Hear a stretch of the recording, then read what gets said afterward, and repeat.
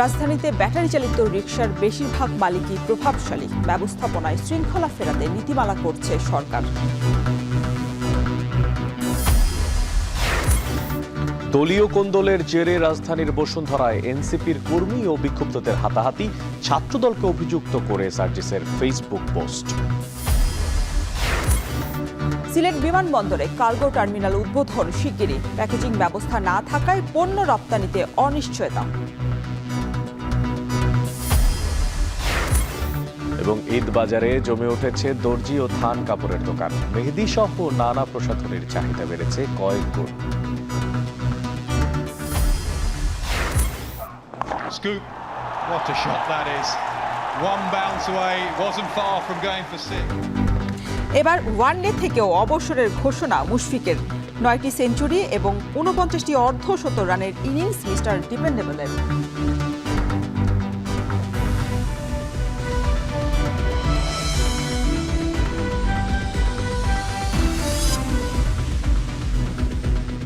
স্বাগত এখন বাজারে। পুরো আয়োজনের সঙ্গে আছি আমরা দুজন, আমি শরীফ রওশন এবং আমি মশিউর অনিক।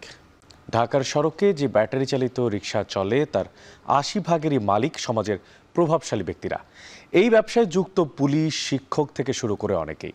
সড়কে অবৈধ হলেও নিম্নবিত্ত মানুষের জীবিকার সহজ পথ তৈরি করে এখন তার লাগাম টানা সম্ভব হয়ে উঠছে না। যদিও সরকার এই বিষয়ে নীতিমালা তৈরির কাজ শুরু করেছে, আর এ নিয়ে যাত্রীদের মাঝে দেখা দিয়েছে মিশ্র প্রতিক্রিয়া। বিস্তারিত জানাচ্ছেন গালিব ইবনে রিয়াজ।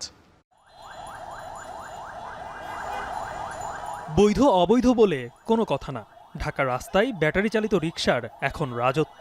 গত বছরের নভেম্বরে হাইকোর্টের রায়ের স্থিতি অবস্থার পর এখন তাদের যেন স্বর্গরাজ্য।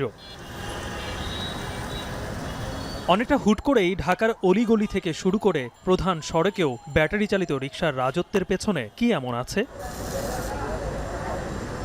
এমনকি রিকশার গ্যারেজে গিয়ে দেখা যায় নতুন রিকশা আর পুরনো রিকশার মেরামতের ব্যস্ততা বেড়েছে আগের থেকে বহু গুণে। দিনে ডেলি একটা করে হইতো, তখন ডেলি 2-3টা করে বানানো। সুপারভাইজারি বেতন করে পাইছি আপনার কত 18,000 টাকা বেতন পাইছিলাম। এখন জমা মমা যে 2700 টাকা পাই, সংসারটা চলতেছে, রেন্ট করতে হইতেছে না। শুধু কি চালকেরই লাভ? এই ব্যবসায় সমাজের প্রভাবশালী ব্যক্তিরাও জড়িত। একটা পুলিশ 2টা গাড়ি কিনে ভাড়া দিতেছে, হ্যাঁ বাজারের টাকা চলতেছে ওটা দিয়া, এরকম কিছু। আবার একটা মনে করেন সরকারি লোক 2-3টা গাড়ি কিনে এরকম ভাড়া দিতেছে। আগে এত গাড়ি ছিল না তো এখানে। বিল্ডিং এলারও মনে করেন এরকম মানে ইনভেস্ট করে গাড়ি 4-5টা কিনে ভাড়া দিতেছে। 3 চাকার এই যানে মন্থর ঢাকা আরও মন্থর। দ্রুতগতির বাস, প্রাইভেট কারকে চলতে হচ্ছে ধীর গতিতে। রাস্তাঘাটে বের হয়ে পড়তে হচ্ছে অনাকাঙ্ক্ষিত পরিস্থিতিতে।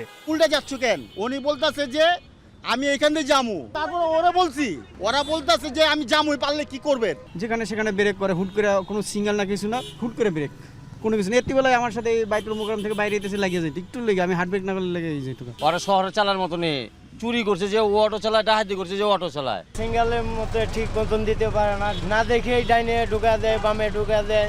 আমাদের যেমন যোগ্যতা আছে, লাইসেন্স, ড্রাইভারের যোগ্যতা, গাড়ির যোগ্যতা, সব যোগ্যতা আছে, অটো রিক্সার যোগ্যতা আছে, কোনো কিছু যোগ্যতা নাই। দিন দিন এই যে মানুষের কাপড়, বোরকা এগুলো পেঁচিয়ে মানুষ দিনকে দিন অ্যাক্সিডেন্ট বাড়ছে।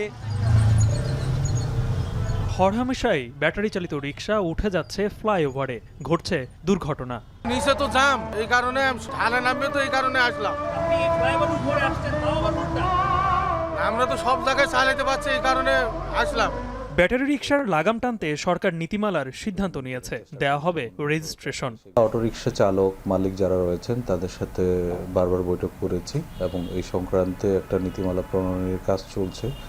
এই ক্ষেত্রে অটোরিকশার মালিকানা এবং চালক এই সংক্রান্ত বেশ কিছু নির্দেশনা প্রণয়নের প্রক্রিয়া চলছে। তার মধ্যে অন্যতম হচ্ছে এক ব্যক্তি একাধিক অটোরিকশার মালিক হতে পারবেন না, এবং দ্বিতীয়ত হচ্ছে আরেকটা নীতি যে যিনি মালিক তিনি চালক। কিন্তু এমন সিদ্ধান্তে চালকরা কি বলছেন? আমার টাকা নাই, পয়সা নাই, কিভাবে একটা 50-60 হাজার টাকা একটা গাড়ি নেব? কথা বুঝেন নাই? কারণ গ্যারেজের মালিকের গাড়ি আছে, এদের ভাড়া চালাই আমরা। ব্যাটারি চালিত রিকশা ব্যবহারে যাত্রীদের মাঝে আছে মিশ্র প্রতিক্রিয়া। অ্যাকচুয়ালি পায়ারটাই বেশি ভালো, অটোতে চলতেছি কারণ এখন সময়ের ব্যাপার স্যাপার আছে, তাড়াতাড়ি যাওয়া আসা, যা অটো দিয়ে রিস্কি একটা কাজ করে। বাট এটাকে যদি সেফলি চালানো যায়, যেমন এই অটোতে নাই, বাট অনেক অটোতে এখন ইন্ডিকেটর থাকে। এমনিতে আমি দূরের জন্য অটো প্রেফারই করি। যে ব্যবসায় সমাজের প্রভাবশালীদের চোখ পড়েছে বাস্তবতার সাথে নীতিমালার বিস্তর ফারাক, তাহলে কি ঢাকার সড়কে ব্যাটারি চালিত রিকশার শৃঙ্খলা ফেরানো সহজ হবে? গালিব ইবনে রিয়াজ, এখন, ঢাকা। দলীয় কোন্দলের জেরে রাজধানীর বসুন্ধরায় বুধবার রাতে এনসিপির কর্মী এবং বিক্ষুব্ধদের হাতাহাতির ঘটনা ঘটেছে। এ ঘটনায় ছাত্রদলকে অভিযুক্ত করেছেন সংগঠনের উত্তরাঞ্চলের মুখ্য সংগঠক সার্জিস আলম। বুধবার সন্ধ্যায় সাংগঠনিক কাজে বসুন্ধরা আবাসিক এলাকায় যান সার্জিস আলম। ঘণ্টা তিনেক ধরে ওই এলাকার বিভিন্ন বেসরকারি বিশ্ববিদ্যালয়ের শতাধিক শিক্ষার্থীর সঙ্গে আড্ডা দেন। রাত 10টার পর 10 থেকে 12 জন তরুণ হঠাৎ করে রাস্তার অন্য পাশ থেকে সার্জিস আলমকে লক্ষ্য করে বিভিন্ন স্লোগান দিতে শুরু করেন। এক পর্যায়ে সার্জিসের সঙ্গে থাকা শিক্ষার্থীরা এগিয়ে গেলে দুই পক্ষে উত্তপ্ত বাক্য বিনিময় হয়। সার্জিসও এগিয়ে গিয়ে দুই পক্ষকে শান্ত করার চেষ্টা করেন। এক পর্যায়ে সার্জিস আলম গাড়িতে উঠে সেখান থেকে চলে আসেন। অবশ্য রাতেই সার্জিস তার ভেরিফাইড ফেসবুক পেজে এক পোস্টে দাবি করেন স্থানীয় ছাত্রদল নেতা শাকিলের নেতৃত্বেই অনাকাঙ্ক্ষিত এই ঘটনা ঘটেছে।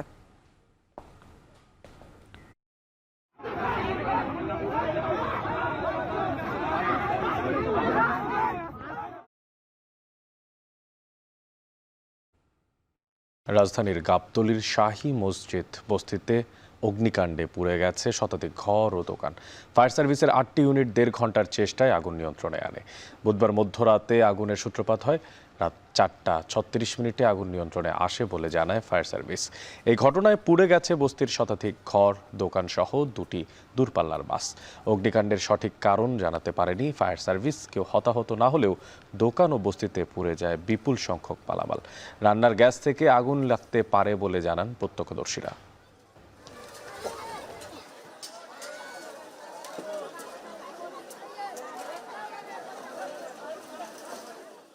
তরকারি ভাত মেনেছি পর্বতে খাবো, কিছু নাই। আর হান্ডি বাতিলে কড়াই মরাই টাকা পয়সা ভিক্ষা করে করে ডুবাইছি। আমি ভিক্ষা করে খাই, আমার কিছু নাই। সবাই জাগেন, আগুন যে লাগছে ঘরের পিছনে। তারপরে মনে করেন আমি এই কথা বলতে বলতে আমার ঘরের তালা খুলতে খুলতে মানে আমার পুরা ঘরের সব জ্বলে গেছে। বিছনার তলে 9 লক্ষ টাকা আমরা দীর্ঘ 6 দিন আগে টাকা তুলে নিয়েছি। জোপুরা জায়গা বাইনা করছি, দলিল করতে যাবো। আমার ফ্রিজ কিছুই নেই, সব জ্বলে গেছে।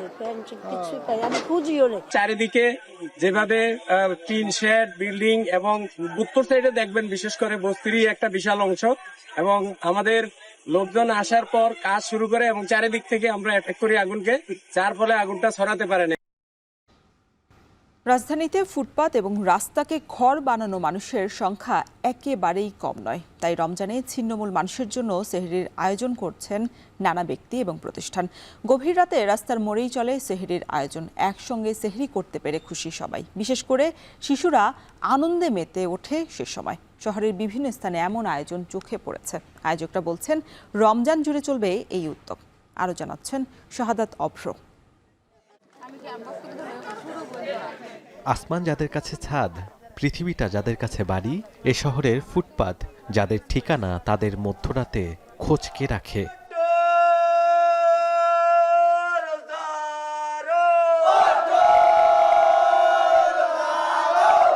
সেহরির সময় কাসিদার সুরে যখন ভারী হয়ে ওঠে পাড়া মহল্লা, সেহরি করতে ব্যস্ত এই নগর জীবন, তখন ছিন্নমূল মানুষও জমায়েত হয় এমন রাস্তায়। তাদের জন্য সেহরির ব্যবস্থা করেছে নানা ব্যক্তি ও প্রতিষ্ঠান। ক্র্যাচে ভর দিয়ে সেহরি করতে এসেছেন কিশোর নোমান, এসেছে রিকশায় ঘর বাঁধা সবুজ মিয়াও। তৃপ্তি নিয়ে খাচ্ছেন রাতের শিফটে কাজ করতে আসা মোবারক হোসেন। একসাথে সেহরি করতে পেরেও খুশি তারা। বলছেন এমন আয়োজন রোজান মাসকে আরো সুন্দর করে তোলে। রাস্তায় থাকে রিকশাওয়ালারা, অনেক গরিব দুঃখী মানুষ ফুটপাতে থাকে, এরাও তো বাসার থেকে আসছে এখানে খাওয়ার জন্য। দেখছি যেহেতু গরিব অসহায় মানুষ দেখা গেল তাদের বাসাও নাই, খানা দানা পাক করে খাবারের ব্যবস্থা নাই, তাদের জন্য খুবই সুবিধা হয়েছে। এরা সেহরি খেয়ে রোজাটা থাকতে পারবো। সেহরিতে সব শিশুদের উচ্ছ্বাস যেন একটু বেশি। এখানেও তার ব্যতিক্রম নয়, চলছে খুনসুটি সাথে খাওয়া দাওয়া। সবাই এখানে আসে, আমরা তো জায়গায় জায়গায় একা একা তো খাই না, সবাই এখানে আইসা খায়। আবার আমরা যারা গরিব আছি তারা এখানে আইসা খাই, তো সবাই ভালো লাগে না। শহরের বিভিন্ন অলিগলি ঘুরে চোখে পড়ে এমন দৃশ্য। আয়োজকরা বলছেন অনেক দূর থেকেও অনেকেই এসেছেন সেহরি করতে।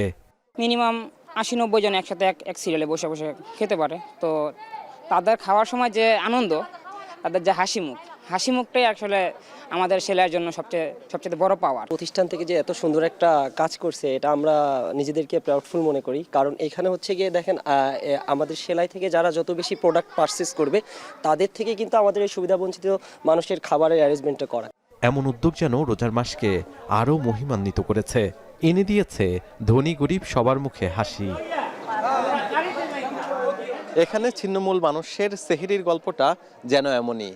এখানে যেমন একটি প্রতিষ্ঠান সেলাই তাদের লভ্যাংশের টাকা দিয়ে এখানে সেহরি করাচ্ছেন, তেমনি নানা জায়গায় ঢাকা শহরের নানা অলিগলি ঘুরে আমরা দেখেছি নানা ব্যক্তি বা প্রতিষ্ঠান তাদের নিজস্ব উদ্যোগে যারা ছিন্নমূল মানুষ আছে তাদের সেহরির সঙ্গী হচ্ছেন। শাহাদাত অবশ্য এখন ঢাকা। সিলেট ওসমানী আন্তর্জাতিক বিমানবন্দর দিয়ে ইউরোপ, আমেরিকা ও মধ্যপ্রাচ্যে পণ্য রপ্তানি করতে নির্মাণ করা হয়েছে অত্যাধুনিক কার্গো টার্মিনাল। বহুকাঙ্ক্ষিত সেই কার্গো টার্মিনাল চালু হবে 2-1 মাসের মধ্যেই। তবে সিলেটে অনুমোদিত ওয়্যারহাউসের প্যাকেজিং ব্যবস্থা না থাকায় পণ্য রপ্তানি নিয়ে শঙ্কিত আছেন ব্যবসায়ীরা। গুলজার আহমেদের প্রতিবেদন, যেখানে ছবি তুলেছেন সেলিম মিয়া। সিলেট বিভাগ জুড়েই নানান জাতের সবজি ও সাইট্রাস জাতীয় ফলের উৎপাদন ব্যাপক।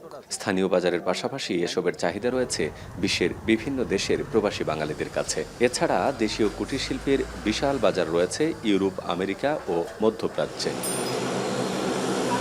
ওসমানী আন্তর্জাতিক বিমানবন্দরে কার্গো টার্মিনাল না থাকায় এতদিন রাজধানীর হজরত শাহজালাল আন্তর্জাতিক বিমানবন্দর থেকে এসব পণ্য বিদেশে রপ্তানি করতেন ব্যবসায়ীরা, যাতে সময় ও বাড়তি ব্যয়ের বোঝা চাপ ছিল রপ্তানিকারকদের উপর।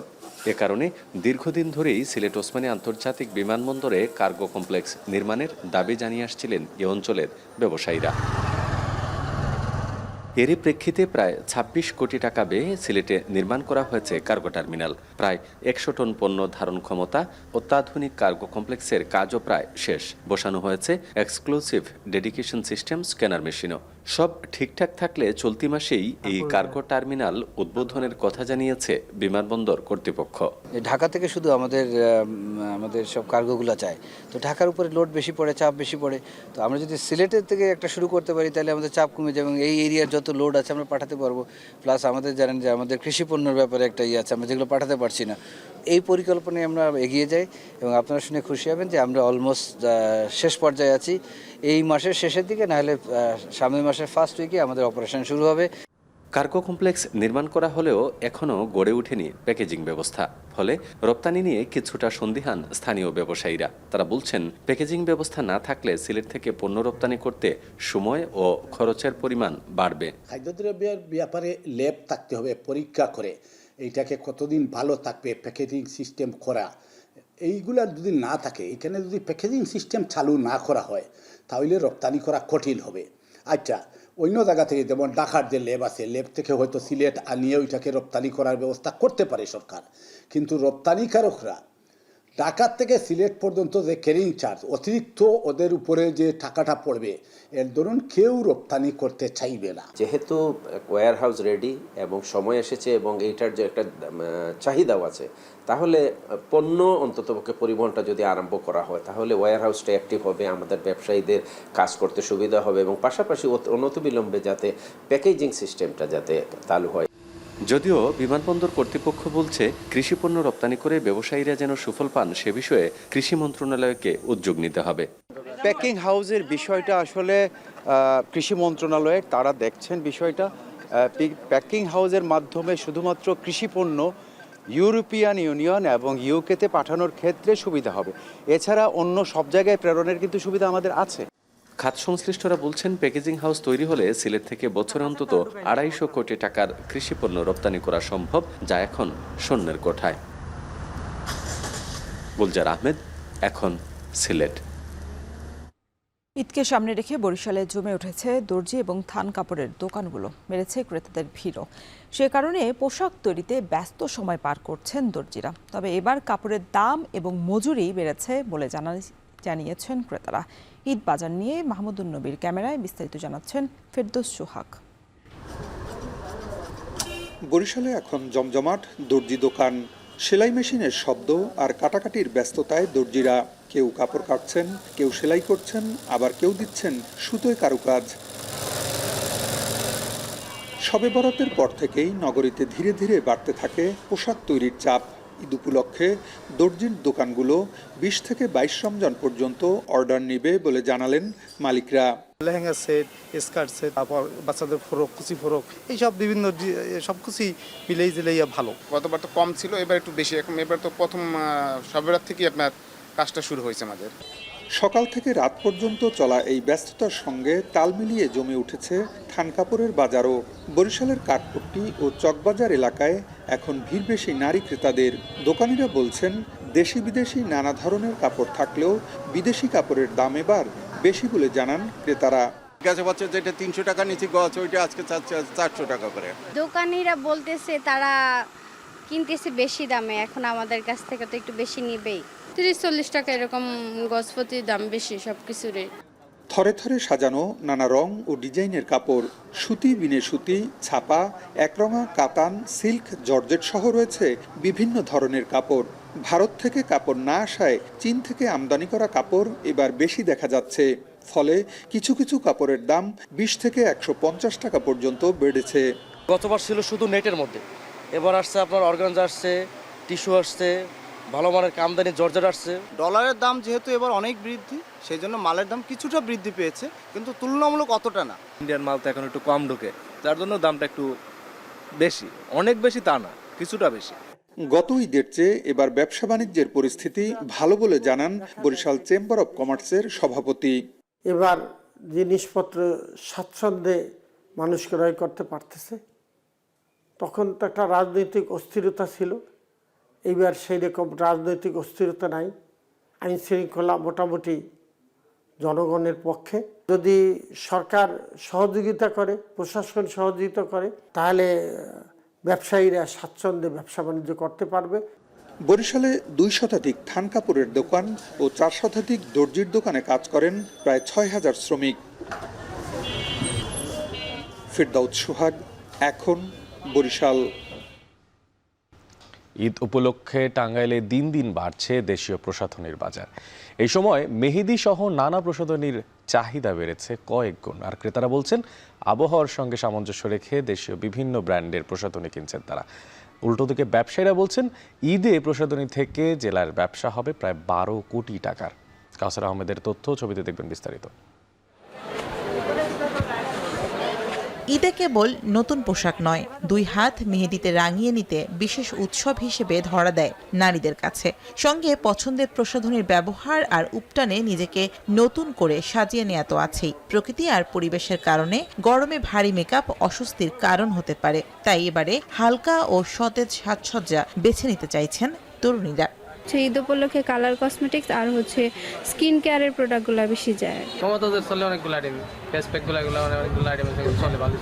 একদিকে বিদেশি প্রসাধনীর মান নিয়ে বিশ্বাসযোগ্যতার অভাব, অপরদিকে বাজারে মিলছে মানসম্মত নানান দেশীয় পণ্য। এতে করে বাড়ছে ক্রেতা চাহিদা। মেহেদি, lipstick, face powder, nail polish, কাজল, আইলাইনার আর গাঢ় রঙের বদলে পিচ, মভ ও গোলাপির মতো হালকা রঙের লিপস্টিক কিনছেন নারীরা। ১০,০০০ পরে থেকে পুরা দুমদাম বেচাকেনা হয়ে যাবে। মমতাজের চলে, মেহেদি চলে, মমতাজ স্কার্ফ, মেসেজ, তেল আছে, মাথার তেল, এগুলো চলে।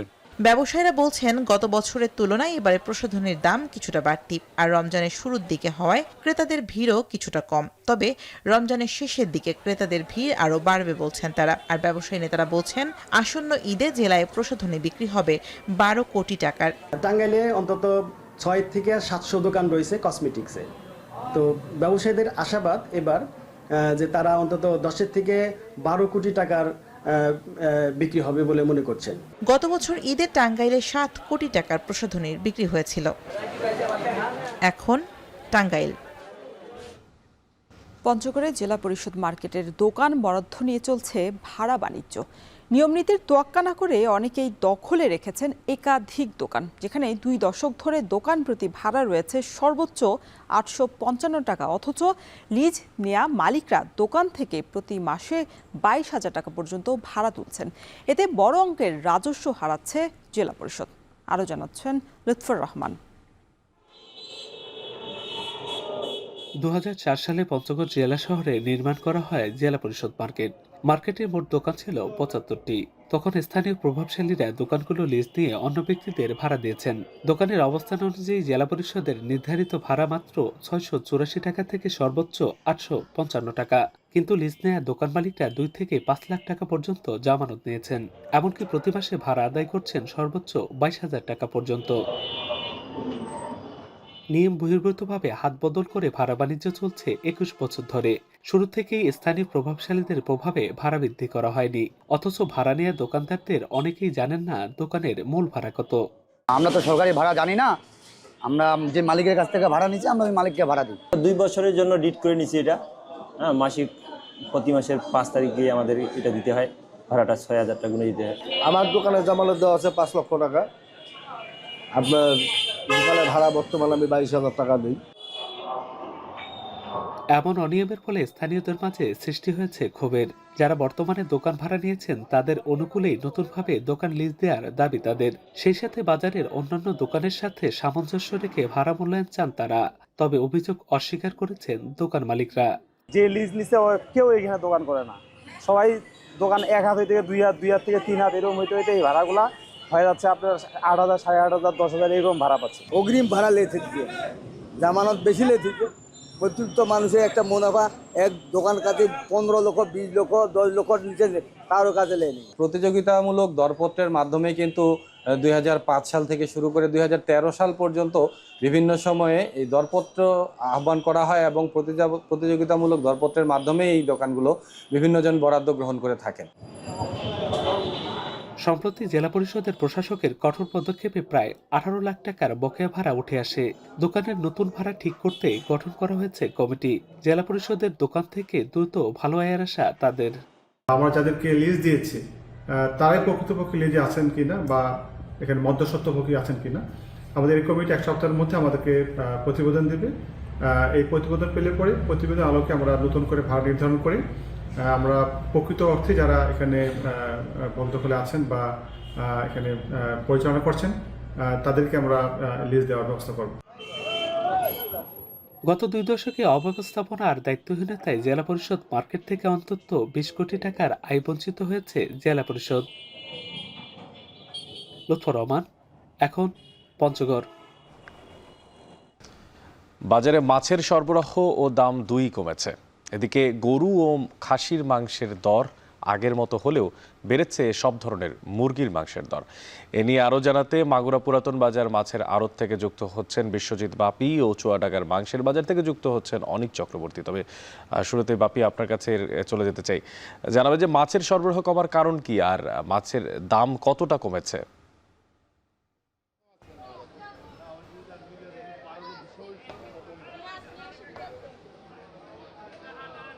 এই মুহূর্তে আমরা আছি মাগুরার সবথেকে যে বড় যে পাইকারি এবং খুচরা মাছের বাজার, মাগুরা পুরাতন বাজার মাছের বাজারে। এই বাজারেই কিন্তু মাগুরার সবথেকে বেশি মাছ সরবরাহ হয়।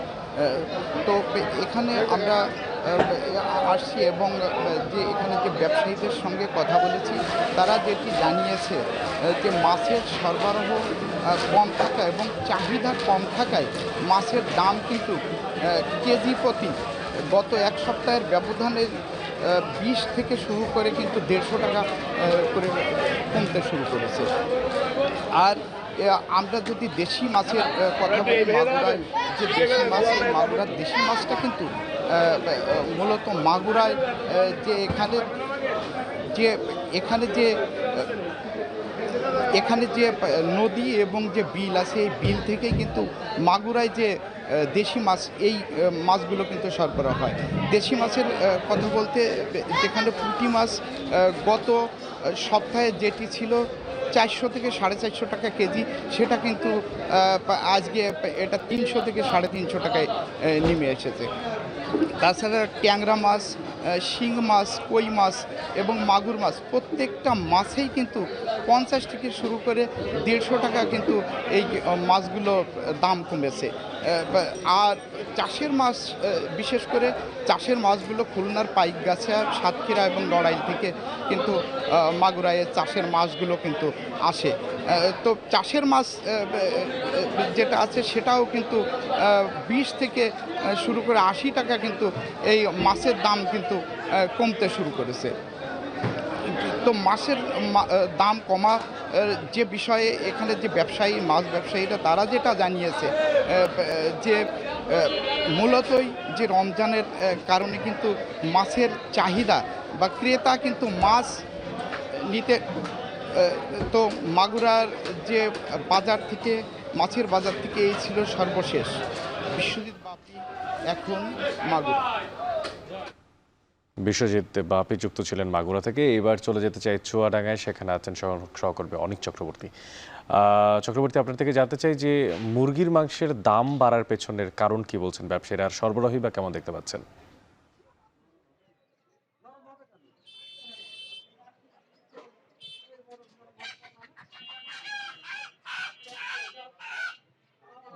অনেক আসলে মুরগির মাংসের দাম বাড়ার পিছনে কিন্তু আসলে বিক্রেতারা তেমন কিছু বলতে পারছে না, কারণ বাজারে কিন্তু সরবরাহ আসলে অনেকাংশেই বেশি।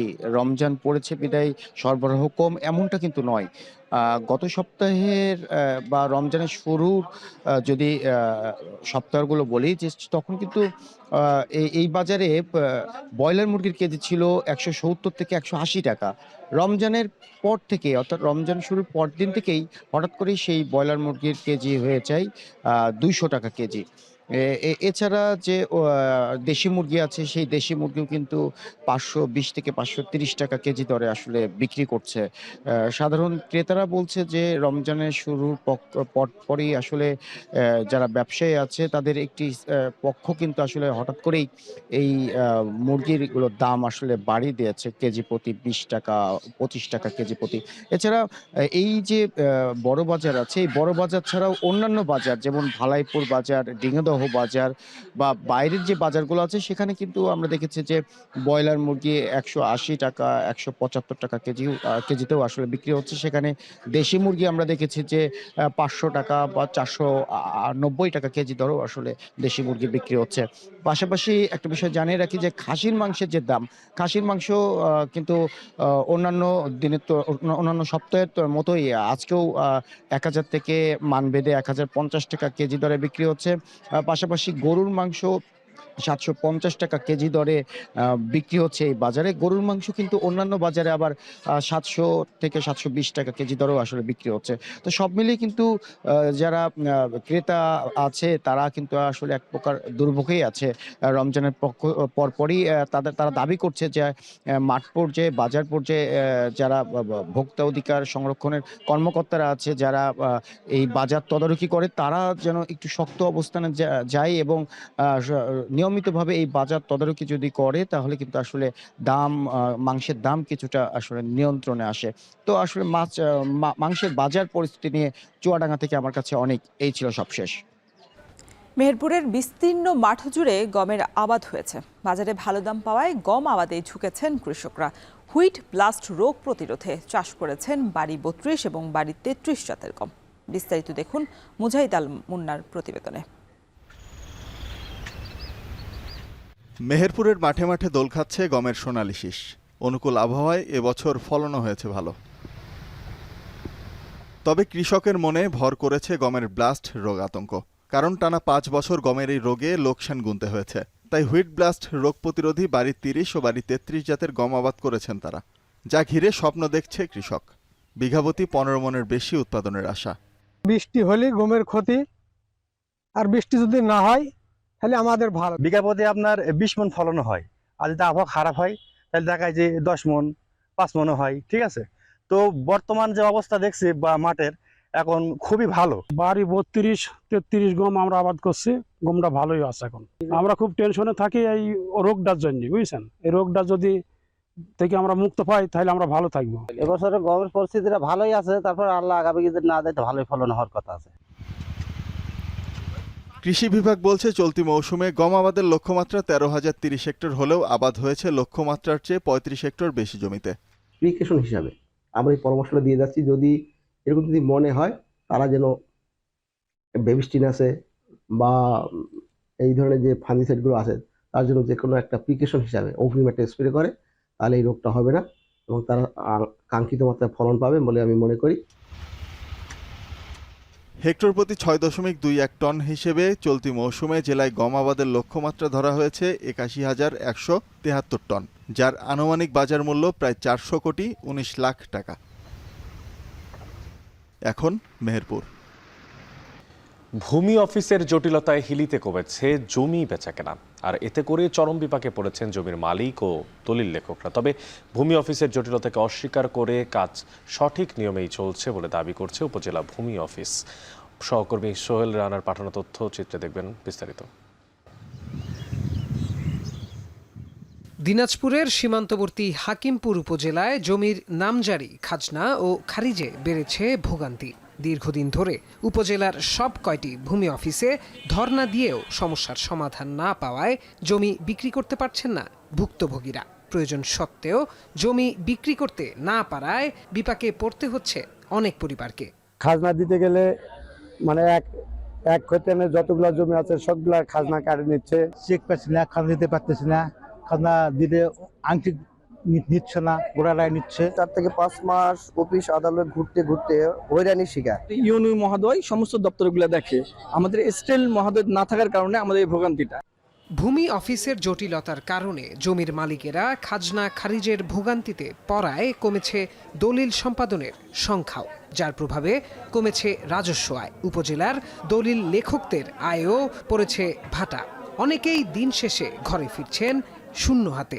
সার্ভারের ত্রুটির কারণে এবং আমাদের এখানে এসিল্যান্ড না থাকার কারণে খাজনা খারিজ এবং অসুবিধা হয়, আমাদের দলিলপত্র কম হচ্ছে। সপ্তাহে 10টা 8টা দলিল করি, এই 10,000 15,000 এরকম কামাই করতে হয়। এখন এই অবস্থায় 2টা দলিল করা খুব কষ্টকর হয়ে গেছে। মাসে আমাদের 60 থেকে 70টা দলিল এখন হচ্ছে, আমাদের দেওয়ালে পিঠে হয়ে গেছে। হাকিমপুরে 2022 সাল থেকে 2024 সালে তুলনামূলক চিত্র বিশ্লেষণ করে আমরা দেখতে পাই আমাদের দলিলের সংখ্যা অনেকটা কমে গেছে। দলিলের সংখ্যা যদি বৃদ্ধি পায়, আমাদের রাজস্ব অনেক বেশি বৃদ্ধি পাবে। তবে নামজারি ও খাজনা জটিলতার বিষয়টিকে অস্বীকার করে স্বাভাবিক নিয়মে কাজ চলছে বলে জানান স্থানীয় ভূমি কর্মকর্তা। খারিজের আসলে সার্ভার নিয়ে একটা সমস্যা ছিল, ইতোমধ্যেই এই সমস্যার অনেকটাই সমাধান হয়ে গিয়েছে। তো খারিজের যে আবেদনগুলো পড়ে সেগুলো বিধি মোতাবেক নিষ্পত্তি করা হচ্ছে।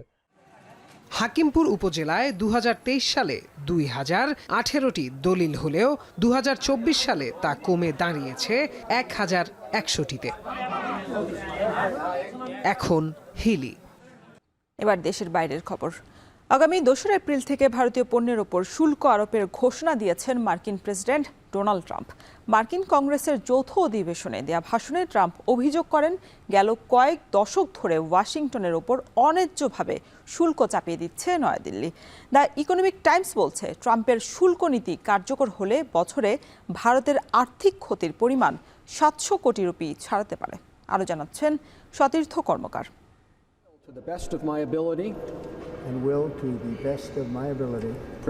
দ্বিতীয় মেয়াদে ক্ষমতায় এসে বাণিজ্য যুদ্ধ ঘোষণার পর যুক্তরাষ্ট্রের প্রেসিডেন্ট ডোনাল্ড ট্রাম্পের প্রথম টার্গেট ছিল চীন, মেক্সিকো ও কানাডা। ধারণা করা হচ্ছিল ইউরোপীয় ইউনিয়নভুক্ত দেশগুলো ছাড় পাবে না ট্রাম্পের শুল্ক নীতির প্রকোপ থেকে। এমন পরিস্থিতিতেই গেল মাসে যুক্তরাষ্ট্র সফরে যান ভারতের প্রধানমন্ত্রী নরেন্দ্র মোদী। উদ্দেশ্য ছিল দ্বিপক্ষীয় বাণিজ্য জোরদারের পাশাপাশি শুল্ক কমানোর আলোচনা ত্বরান্বিত করা।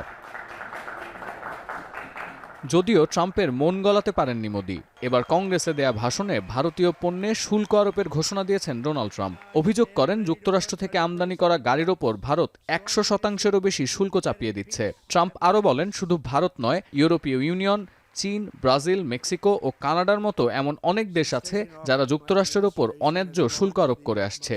এবার তাদের ওপর পাল্টা শুল্ক আরোপ করে রীতিমতো বাণিজ্য যুদ্ধে নামতে যাচ্ছেন নয়া president. India charges us auto tariffs higher than 100%. China's average tariff on our products is twice what we charge them. And South Korea's average tariff is 4 times higher. Think of that, 4 times higher.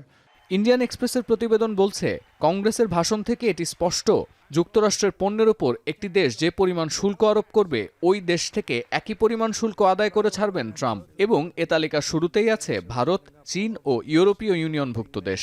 If you don't make your product in America, however, under the Trump administration, you will pay a tariff, and in some cases, a rather large one. Other countries have used tariffs against us for decades, and now it's our turn to start using them. বিশ্লেষকরা বলছেন, ট্রাম্পের পাল্টা শুল্ক নীতির কারণে সবচেয়ে বেশি বিপদে পড়বে ভারত, ভিয়েতনাম ও থাইল্যান্ডের মতো উন্নয়নশীল দেশ। বিশেষ করে খাদ্যপণ্য, টেক্সটাইল ও ওষুধ খাতে বেশি লোকসান গুনতে হবে নয়াদিল্লিকে। ট্রাম্পের শুল্ক নীতির কারণে এশিয়া প্যাসিফিক অঞ্চলে স্থানীয় মুদ্রার মান নেমে যাওয়ার আশঙ্কা করছেন বিশ্লেষকরা। অর্থনৈতিক প্রবৃদ্ধি স্থিতিশীল করার জন্য নতুন মুদ্রানীতি প্রণয়নের পরিস্থিতি সৃষ্টি হতে পারে, এমন ইঙ্গিতও দিচ্ছে কোনো কোনো গণমাধ্যম। যদিও যুক্তরাষ্ট্রের বাণিজ্যমন্ত্রী সাফ জানিয়েছেন, বর্তমান প্রশাসন অর্থনীতির কাঠামো পুনর্গঠন করতে চায়, বাণিজ্য যুদ্ধের কোনো আলাপই এখানে প্রাসঙ্গিক নয়। This is not a trade war. We are going to reset trade policy on April 2nd. You've got China's got huge tariffs on us. We are going to bring jobs. You are never going to see the amount of production come back to America than Donald Trump's going to bring back to America. কিন্তু প্রশ্ন থেকেই যাচ্ছে, এত কিছু থাকতে হঠাৎ শুল্ক নিয়ে পড়লেন কেন ট্রাম্প? মার্কিন গণমাধ্যম বলছে, ট্রাম্পের অর্থনৈতিক পরিকল্পনার মূল ভিত্তি এই শুল্ক নীতি। উৎপাদনমুখী বাণিজ্য, চাকরির নিশ্চয়তা, রাজস্ব বৃদ্ধি এবং অর্থনীতির ক্রমবর্ধমান উন্নতি, এই 4টি বিষয় জড়িয়ে আছে ট্রাম্পের নয়া শুল্ক নীতিতে। সতীর্থ কর্মকার, এখন বিশ্ব। শেষ করছি এখন বাজার। তার আগে জানিয়ে দেব শিরোনামগুলো আরও একবার। রাজধানীতে ব্যাটারি চালিত রিকশার বেশিরভাগ মালিকই প্রভাবশালী, ব্যবস্থাপনায় শৃঙ্খলা ফেরাতে নীতিমালা করছে সরকার।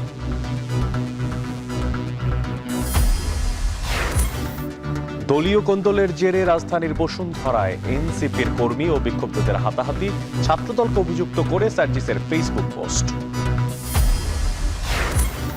সিলেট বিমানবন্দরে কার্গো টার্মিনাল উদ্বোধন শিগগিরই, প্যাকেজিং ব্যবস্থা না থাকায় পণ্য রপ্তানিতে অনিশ্চয়তা।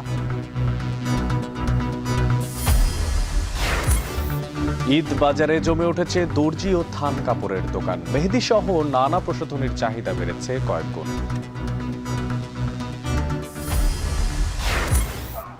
Scoop, what a shot that is. One bounce away, wasn't far from going for six. এবং এবার ওয়ানডে থেকেও অবসরের ঘোষণা মুশফিকের, 9টি সেঞ্চুরি এবং 49টি অর্ধশত রানের ইনিংস মিস্টার ডিপেন্ডেবলের।